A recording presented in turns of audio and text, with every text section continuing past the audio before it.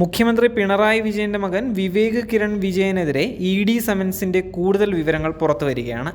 Lavalin കേസുമായി ബന്ധപ്പെട്ടാണ് വിവേക് വിജയനെ മൊഴിയെടുക്കാൻ വിളിപ്പിച്ചിട്ടുണ്ടായിരുന്നത്. 2020 ക്രൈം നന്ദകുമാർ നൽകിയ പരാതിയിന്മേലാണ് അന്വേഷണം തുടങ്ങിയത്. 2 വർഷം മുമ്പാണ് ലാവ്ലിൻ കേസിലെ കള്ളപ്പണം വെളുപ്പിക്കൽ പരാതിയുടെ അന്വേഷണത്തിൻ്റെ ഭാഗമായി വിവേക് കിരൺ വിജയനെ ED മൊഴിയെടുക്കുന്നതിനായി സമൻസ് അയച്ചത്. 2023 ലാവ്ലിൻ കേസുമായി ബന്ധപ്പെട്ട് മൊഴിയെടുക്കുന്നതിനായി വിവേക് വിജയന് ED സമൻസ് നൽകിയെങ്കിലും ഹാജരായില്ലായിരുന്നു. 2021 ഇതുമായി ബന്ധപ്പെട്ട് ക്രൈം നന്ദകുമാറിൻ്റെ മൊഴിയെടുത്തിട്ടുണ്ടായിരുന്നു. നേരത്തെ ഈ സമൻസ് ലൈഫ് മിഷൻ കേസുമായി ബന്ധപ്പെട്ടാണ് എന്നുള്ള തരത്തിലുള്ള ചർച്ചകൾ പുരോഗമിച്ചിട്ടുണ്ടായിരുന്നുവെങ്കിലും ലാവ്ലിൻ കേസിലാണ് സമൻസ് അയച്ചത് എന്നുള്ള ED വൃത്തങ്ങൾ സ്ഥിരീകരിച്ചതായി റിപ്പോർട്ട് വന്നിട്ടുണ്ടായിരുന്നു.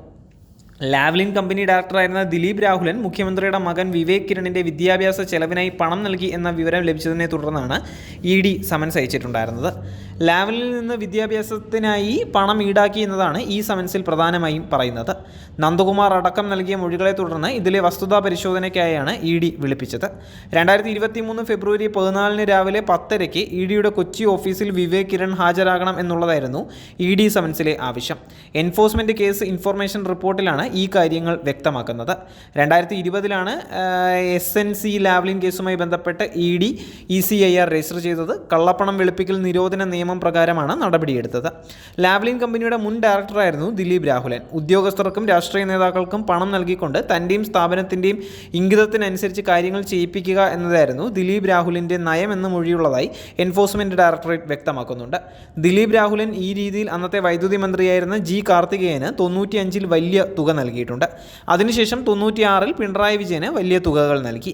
ഏറ്റവും പ്രധാനമായി ദിലീപ് രാഹുലൻ പിണറായി വിജയൻ്റെ മകൻ്റെ UK വിദ്യാഭ്യാസത്തിനായി വലിയ തുക ചെലവഴിച്ചു എന്ന ഒരു മൊഴിയും ECIRൽ രേഖപ്പെടുത്തിയിട്ടുണ്ട്. ഈ മൊഴിയിലെ വിവരങ്ങൾ ക്രോസ് ചെക്ക് ചെയ്യുന്നതിനും അതുമായി ബന്ധപ്പെട്ട കാര്യങ്ങൾ ശേഖരിക്കുന്നതിനും വേണ്ടിയായിരുന്നു വിവേക് കിരണിന് ED സമൻസ് അയച്ചത്. എന്നാൽ ഈ സമൻസിൽ പിന്നീട് തുടർ നടപടികൾ ഉണ്ടായില്ല. സമൻസ് അനുസരിച്ച് ED ഓഫീസിൽ വിവേക് കിരൺ ഹാജരായില്ല എന്നുള്ളതാണ് വിവരവും. ഈ സമൻസിൻ്റെ ഭാഗമായി ഹാജരാക്കുകയോ മറ്റ് നടപടികൾ എടുക്കുകയോ ചെയ്തിട്ടില്ല. സമൻസ് അയച്ച് ഏകദേശം 2 വർഷം പിന്നിടുമ്പോഴും ഈ കേസിൽ പിന്നീട് കാര്യമായ തുടർ നടപടികൾ ഉണ്ടായിട്ടില്ല. ആദ്യം അയച്ച നോട്ടീസ് കൈപ്പറ്റിയില്ല, അത് മടങ്ങിയെന്നും വിവരമുണ്ട്. ഒന്നിലധികം തവണ നോട്ടീസ് നൽകി പല കേസുകളിലും ED ഇടപെടാറുണ്ടെങ്കിലും ഈ വിഷയത്തിൽ എന്തുകൊണ്ട് ഒരു നോട്ടീസിൽ അന്വേഷണം അവസാനിപ്പിച്ചു എന്നതിന് ED വൃത്തങ്ങൾക്ക് കൃത്യമായ മറുപടി നൽകാൻ കഴിഞ്ഞിട്ടുമില്ല. SNC Lavalin case CBI register ചെയ്തത് 2007 2009 കുറ്റപത്രം സമർപ്പിച്ചു. പിണറായി വിജയൻ ഉൾപ്പെടെയുള്ളവരെ പ്രതികളാക്കിയാണ് കുറ്റപത്രം നൽകിയത്.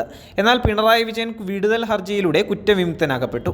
ഈ വിധി ഹൈക്കോടതിയും അംഗീകരിക്കുകയായിരുന്നു. ഹൈക്കോടതി വിധി ചോദ്യം ചെയ്തുകൊണ്ട് CBI സുപ്രീം കോടതിയിൽ അപ്പീൽ നൽകിയിരിക്കുകയാണ്. CBIയുടെ നടപടികൾക്ക് ഏറെ വർഷങ്ങൾക്ക് ശേഷമാണ് 2020 ED ലാവ്ലിൻ കേസിൽ ECIR രജിസ്റ്റർ ചെയ്തത്.